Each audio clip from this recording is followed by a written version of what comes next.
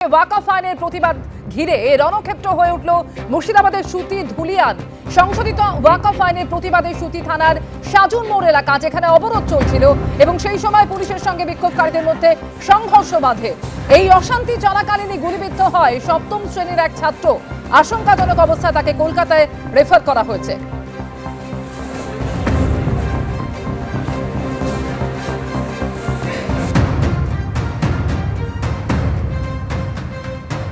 সাজি মোড়ে ওখানে করে ওয়াকফ বোর্ড নিয়ে আন্দোলন হচ্ছিল, রাস্তা অবরোধ হচ্ছিল।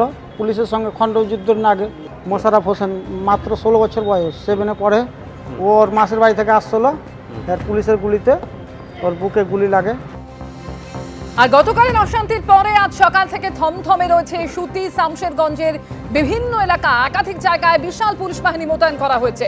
শামশেরগঞ্জের ধুলিয়ান মোড়ে পুলিশের সঙ্গে মোতায়েন রয়েছে বিএসএফও।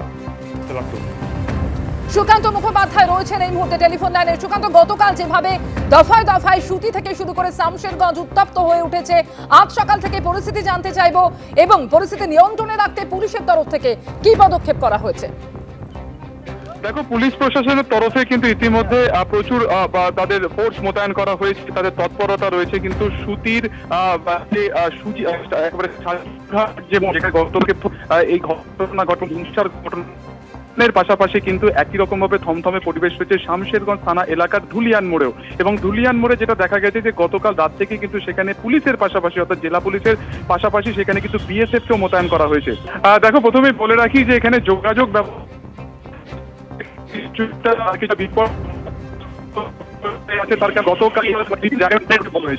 এবং তার জেরে কিন্তু এখানে যোগাযোগ ব্যবস্থা অনেকটাই বিপন্ন হয়ে পড়েছে। গতকালকে এই ওয়াকফ সংশোধনী আইনকে কেন্দ্র করে যারা বিক্ষোভকারী ছিলেন তারা জাতীয় সড়ক 12 নম্বর জাতীয় সড়কের উপরে তারা কিন্তু অবস্থান বিক্ষোভ করেন এবং তার জেরে শামশেরগঞ্জ এবং তোমার হচ্ছে যে সুতি যে সাজুরহাট যে মোড় সেখানে বিস্তীর্ণ যানজট তৈরি হয় এবং তারপরেই বিক্ষোভকারীরা বা যারা প্রতিবাদীরা ছিলেন তারা কিন্তু একের পর এক তোমার গাড়িতে ভাঙচুর করা হয়, সেখানে অ্যাম্বুলেন্সে অগ্নিসংযোগ করা হয়, সেখানে বাইকে ভাঙচুর করা হয়। শুধু তাই নয়, সাজুরহাট মোড়ে সেখানে যে তোমার ট্রাফিক কিয়স্ক ছিল, এছাড়া ধুলিয়ান মোড়ে যে ডাক বাংলো ট্রাফিক গার্ড ছিল সেখানেও ভাঙচুর করা হয়। শুধুমাত্র ভাঙচুর নয়, সেখানে কিন্তু অগ্নিসংযোগ পর্যন্ত করা হয়। সব থেকে বেশি ক্ষতিগ্রস্ত হয়েছে শামশেরগঞ্জ থানা এলাকার ধুলিয়ান মোড়ে। সেখানে আজিমগঞ্জ যে রেল লাইন যেখান থেকে যাচ্ছে তার ঠিক পাশে যে প্রধান গেটম্যানের যে অফিস রয়েছে অর্থাৎ রেলের যে অফিস রয়েছে তার ভেতরে ঢুকে ভাঙচুর করে বিক্ষোভকারীরা।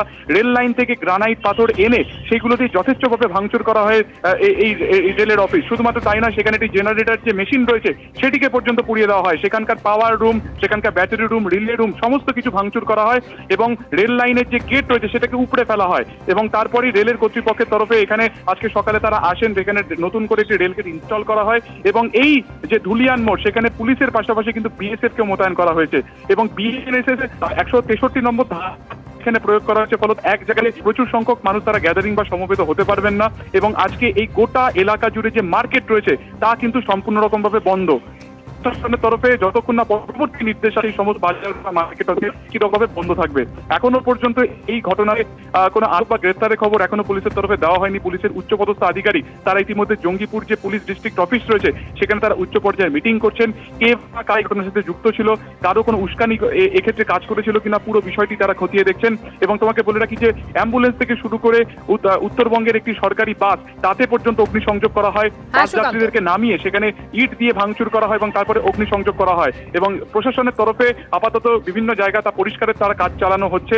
এছাড়া একাধিক দোকান ভাঙচুর করা হচ্ছে। সব মিলিয়ে এই গোটা ঘটনাতে আপাতত থমথমে সুতি এবং শামশেরগঞ্জ ধুলিয়ানে যে বিস্তীর্ণ যে অঞ্চল রয়েছে পুরো অঞ্চল কিন্তু কার্যত থমথমে। বাজার একেবারে গোটা এলাকা থমথমে পরিস্থিতি হয়ে রয়েছে এবং পরিস্থিতি সম্পর্কে আরো জানবো রাজীব চৌধুরী আরেক প্রতিনিধি আমাদের সঙ্গে রয়েছেন। রাজীব, সকাল থেকে একাধিক জায়গায় বিশাল পুলিশ বাহিনী মোতায়েন করা হচ্ছে। সুকান্ত যেরকম আমাদের জানাচ্ছিল, তুমি জানাও কি পরিস্থিতি সামগ্রিকভাবে?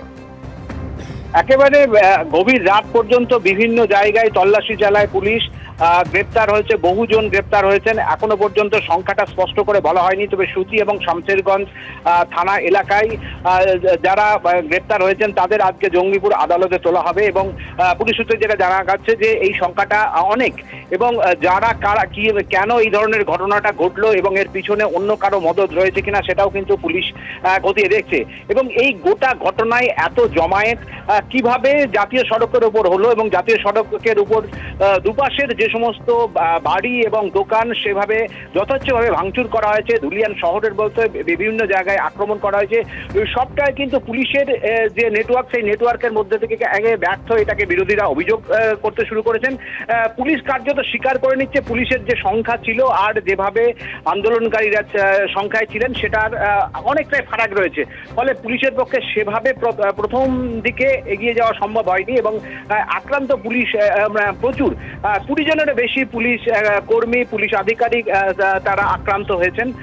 পরে বিভিন্ন জায়গা থেকে পুলিশ কর্মীরা যাওয়ার পরে পরিস্থিতি প্রায় মধ্যরাতে পরিস্থিতি নিয়ন্ত্রণে আনার চেষ্টা করে। আর নতুন করে আজ যাতে অশান্তি না ছড়ায় এবং বিভিন্ন গ্রামাঞ্চলে যাতে নতুন করে এই অশান্তির আঁচ না যায় তার জন্য পুলিশ সতর্ক রয়েছে এবং পাশাপাশি যে বিএসএফ যে রয়েছে এবং এলাকায় শান্তি শৃঙ্খলা দ্রুত ফিরিয়ে আনার জন্য, নর্মালসি ফিরিয়ে আনার জন্য চেষ্টা হলেও এখনো দোকানপাট আদৌ আজকে খুলবে কিনা সেটা নিয়েও কিন্তু বড় প্রশ্নচিহ্ন রয়েছে।